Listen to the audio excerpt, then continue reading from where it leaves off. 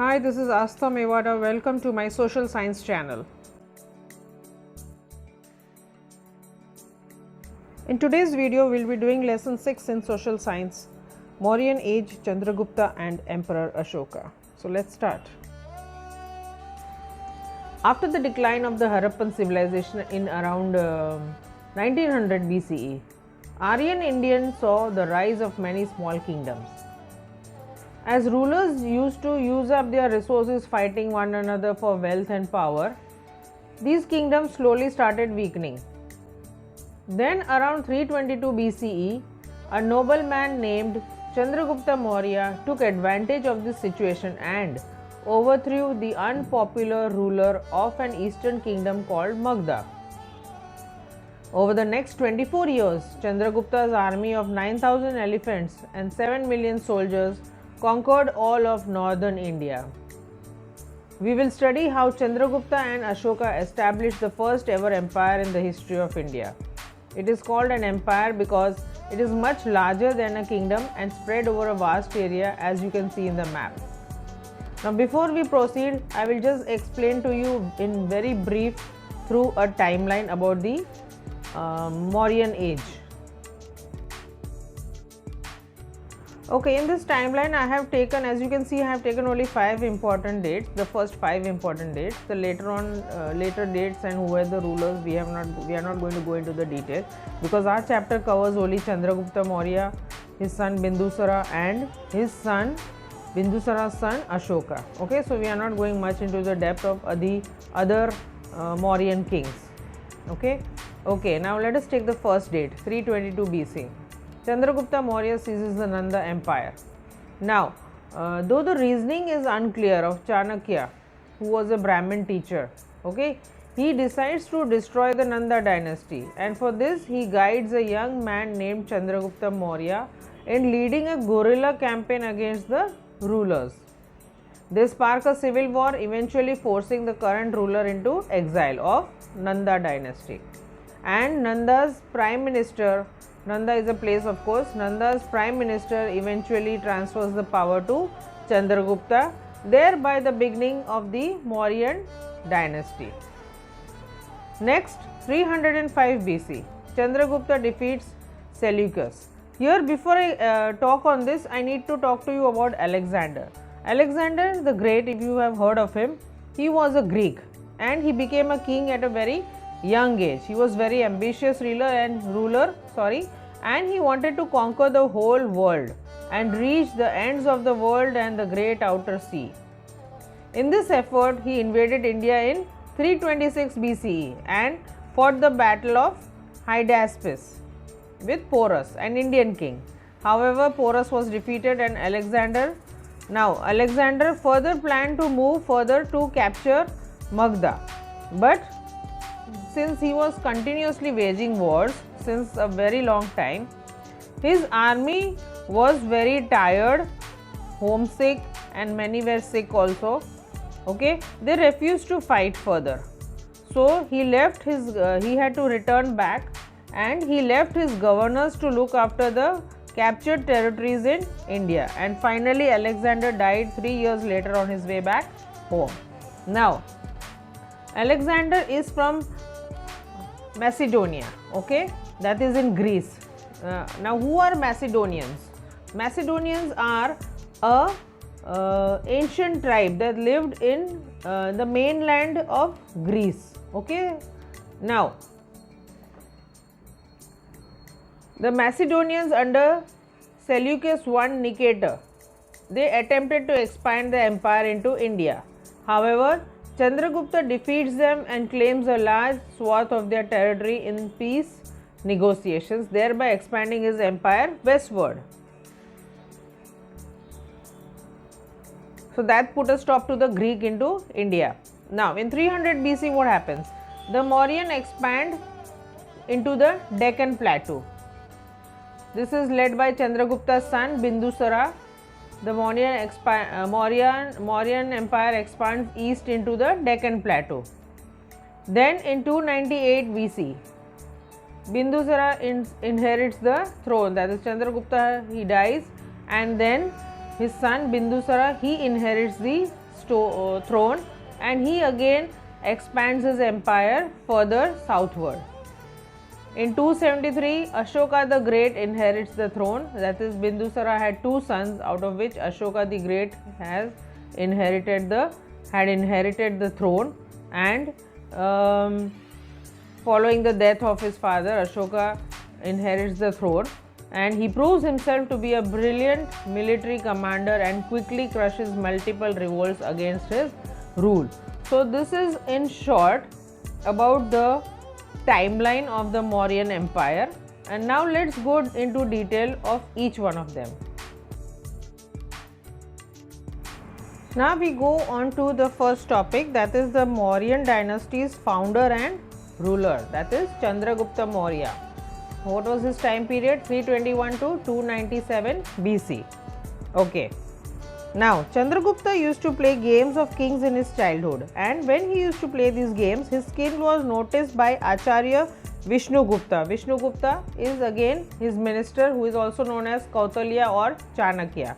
Okay, and he used to watch him when he used to play these games, and so he decided to train him in Shastra and Shastra. When you talk of Shastra, you mean weapons, and Shastra are sacred scriptures like Vedas, Puranas, etc. Okay, so he trains him in Shastras and Shastras. Chandragupta Maurya, with the help and guidance of Chanakya, defeated the last emperor of the Nand dynasty. What was his name? Dhananand, in the year 321 BC, and he took the throne of Magad and founded Maurya Vansh. Vansh matlab Maurya Vansh. Okay, his Vansh pura. Chandragupta got full benefit of Chanakya's skill in policies and administration. And from where do we come to know about all this? We come to know from Arthashastra, which is written by Chanakya, and in this he has put in detail, in depth, he has given a lot of information about the political, social and economic life of the people during that time. So that is from where we come to know about Chanakya and the empire, Mauryan Empire, what was the social, political and economic life of the people during that time. Now, as I told you before, Alexander, he left behind many of his generals to look after the territories that were annexed by him. Okay, and Seleucus Nicator was one of those generals.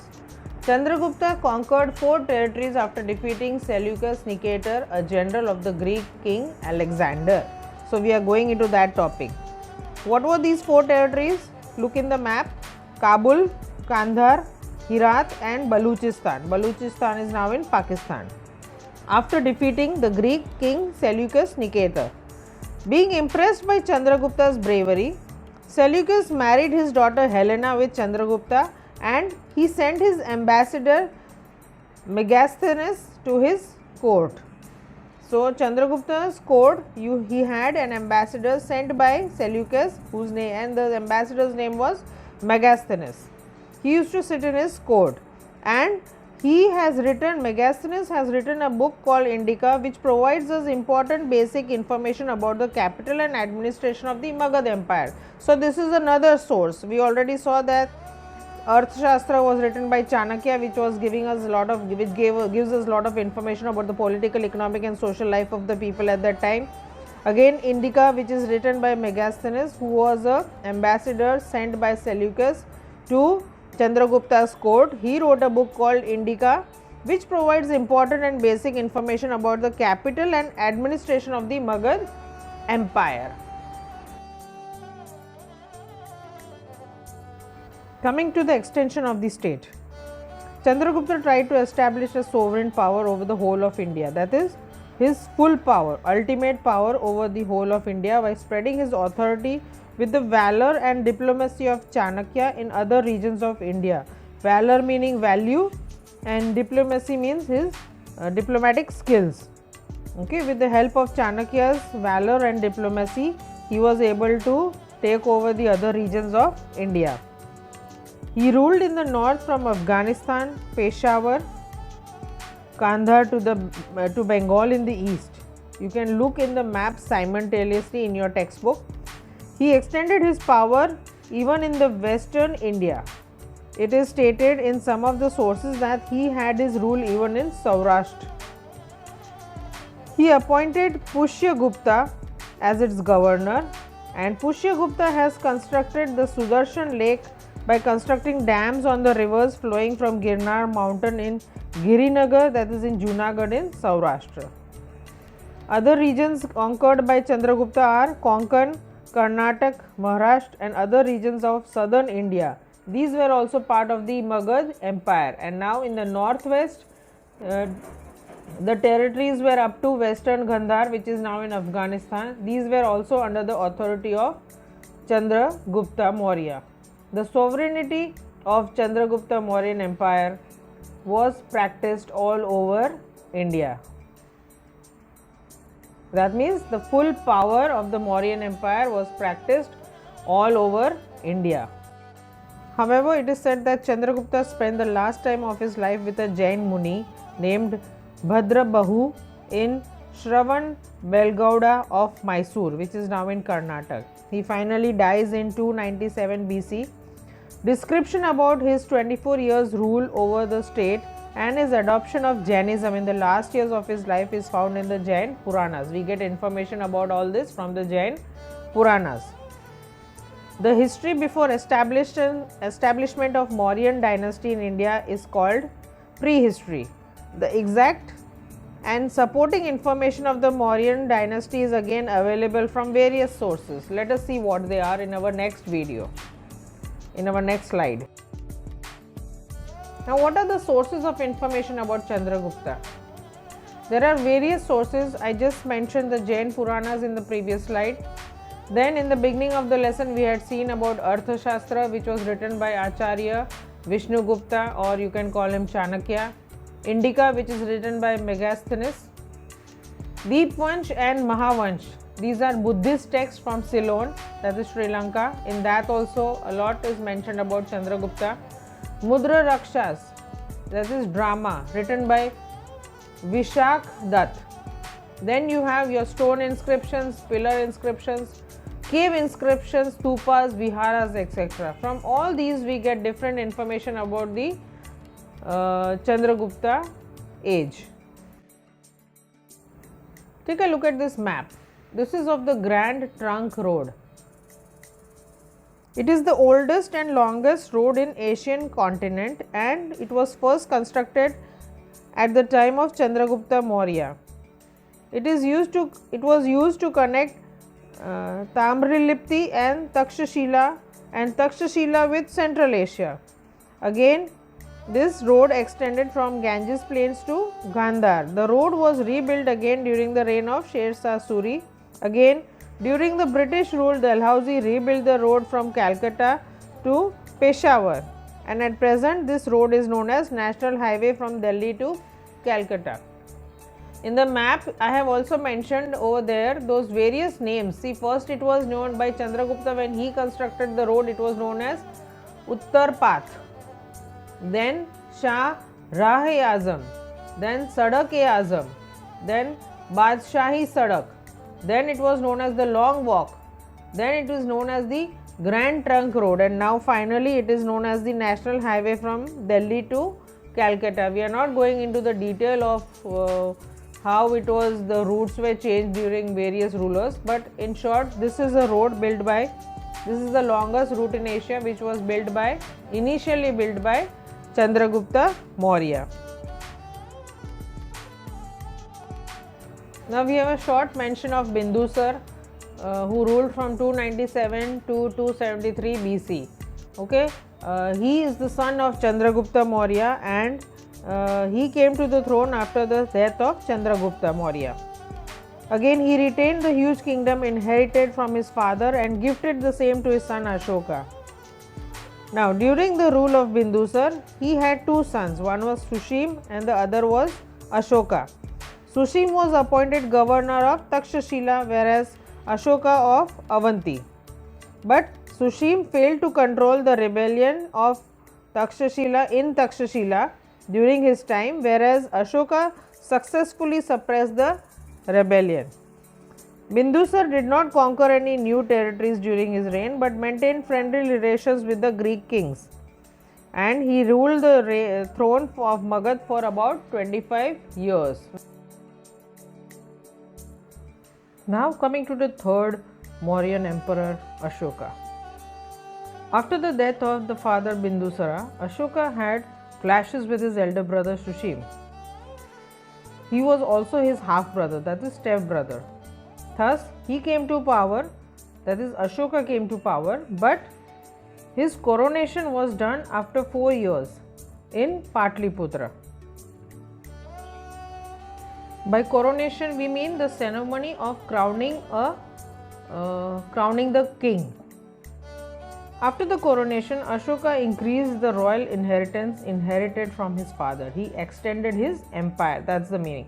According to his stone inscriptions, his empire extended from Kandahar and Peshawar on the northwestern border to Nepal in the north India, up to Mysore, which is present day Karnataka in south, and Gujarat, Saurashtra in the west, and Magad, which is present day Bihar in the east, Kalinga, present day Odisha. So his empire extended through. Now we are going to talk of the Battle of Kalinga, which is a very important event in the life of Ashoka, because it is after this battle that there was a great change in Ashoka. What is that change? We will see as we understand the lesson. Kalinga is situated in the neighborhood of Magad, and this Magad empire was at that time under the Nand kings. But after the establishment of the Mauryan Empire, it became independent. Ashoka, who wished to make Kalinga a part of the Magad Empire again, he declares a war against the king of Kalinga, that is King Jayant, on the 8th year of his coronation. Ashoka, though he was victorious in the war, after achieving the victory in the war, he saw gloom and sorrow everywhere in the battlefield as well as in the city. Seeing the loss, what was the reason? Seeing the loss of life and property in the war and crying women and children, his joy over the victory of Kalinga was lost. His peace of mind was lost. His heart was filled with feelings of remorse and regret over the war. He was regretting having waged the war after seeing the loss of such a lot of people. He understood the futility of war, and Kalinga war became the final war in his life. That is, it was his last war that he waged. Buddhist monk Upagupta taught him to renounce his weapons and take up the scriptures. By adopting Buddhism, Ashoka became a religious man from a diplomatic man. His whole life changed. He took up Buddhism. Ashoka was the first ruler who tried to convey his message to the people through his inscriptions, language, and most of Ashoka's inscriptions are in Prakrit and script is Brahmi. Let us read about Ashoka's inscriptions describing the Kalinga war. This is what he has inscribed. 8 years after becoming king, I conquered Kalinga. About 1.5 lakh people were captured and more than 1 lakh of people were killed. This filled me with sorrow. Why? Whenever an independent land is conquered, lakhs of people die and many are taken prisoner. Brahmins and monks also die. People who are kind to their relatives and friends, to their slaves and servants die or lose their loved ones. That is why I am sad and have declared to observe Dhamma and to teach others about it as well. I believe that winning people over through Dhamma is much better than conquering them through force. I am inscribing this message for the future so that my son and my grandson after me should not think about war.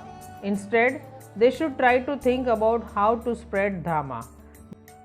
Now, what do you mean by Dhamma? All the teachings of the Buddha can be summed up in one word, Dhamma. It means truth, that which really is.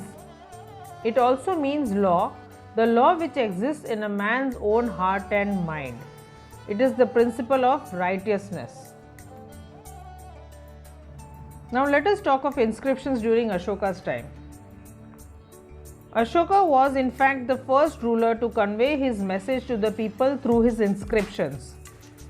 Most of the scripts of modern India that you see today, these have developed from the Brahmi script. Here you can see the letter A in different scripts. That is, you have the Prarambhik Brahmi, Devanagari, Bangla, Malayalam and Tamil. Ashoka's inscriptions were in Prakrit language and have been found on the way to Damodar Kund near Girnar mountain in Junagadh, Gujarat. It contains articles of 3 kings. Ashoka as an apostle. Now what do you mean by apostle? It simply means a messenger or missionary of a particular, you can say a particular idea or cause. Here we are talking of Buddhism. Ashoka travelled to the Buddhist pilgrimages across the country. He propagated Buddhism during his yatra. Ashoka drew inspiration from the teachings of Gautam Buddha and showed the path of Dhamma to his people. He engraved inscriptions and pillar articles at various places in his empire. To solve the problems of that time, Ashoka set up a religious department. Dhamma Mahapatra, appointed as the head of this department, propagated Buddhism among the people and worked to raise their moral standard. During this time, Ashoka had banned hunting in his state to stop animal violence. He emphasized promotion of principle of love, compassion, kindness, non-violence, virtue, etc.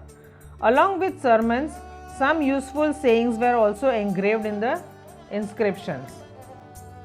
In the year 251 BC, Ashoka held the third Buddhist conference in Mogliputta Tishya in Patliputra.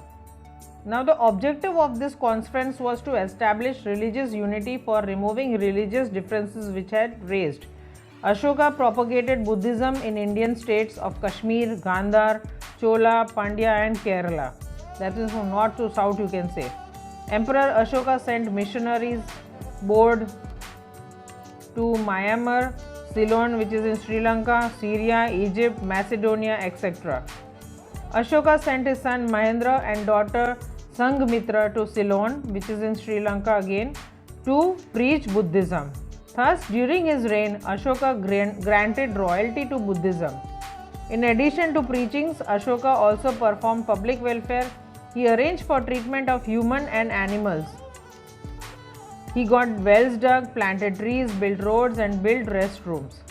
Now, because of his good qualities and deeds, Ashoka is regarded as one of the greatest rulers in history. Emperor Ashoka died in 232 BC and he had ruled for 36 years. Now, the Mauryan Empire that was established first by Chandragupta and then later on expanded by Ashoka, Emperor Ashoka, was very large. How was this managed? Chandragupta's chief minister and sharp politician, that is Chanakya, he had divided the Mauryan Empire for a well-organized administration. And during his time, there were 3 sections of the administration. What were they? Central, provincial and regional. Let us see each one of them. First one, central administration system. Here, under this, the emperor was at the center of all administration, that is all governance. He was the head of administration, administrative, military and judiciary departments of the empire. Position was always hereditary. He managed administration with the help of ministers and high officials. That is, the whole administration was guided by ministers and officials who used to guide the king every now and then. Chanakya tells about 18 departments, out of which the main ones are agricultural department, military department, judicial department, trade department, office repository department and the revenue department. So that was at the center. Now at the provincial level, the huge Mauryan Empire at the provincial level was divided into 5 sections. Head of each province was a governor. Usually the prince was only appointed as the governor. His task was to maintain peace and security, collect revenue, to get orders of the king obeyed, and keeping the emperor constantly aware of the events taking place in the province. So the governor had to report to the king about all these matters. Lastly, you have the regional administration. Here, for the sake of administrative ease, every province was further divided into districts and talukas, which were further divided into talukas. District officer, that is the Rajuk, worked at the district level, while officer of the province was called provincial, that is Gop. The smallest unit of the administration was the village. Its head was called Gramani, who used to run the administration of the village with the help of elected members of the village. Successors of Emperor Ashoka and the fall of Mauryan Empire finally. Regarding Emperor Ashoka's successors, we find different information from where Brahmin, Jain and Buddhist texts. According to the information given in Puranas, there were around total 9 to 10 kings of the Mauryan dynasty who ruled for another 137 years after Ashoka. Taking advantage of the impoverished rule of the last Mauryan king, that is Brihadratha, his general Pushyamitra killed him on the pretext of watching military drill. So he was finally killed by his general. Thus, in 185 BC, Pushyamitra Shang established the Shang dynasty on the throne of Magad, and the Mauryan dynasty finally came to an end.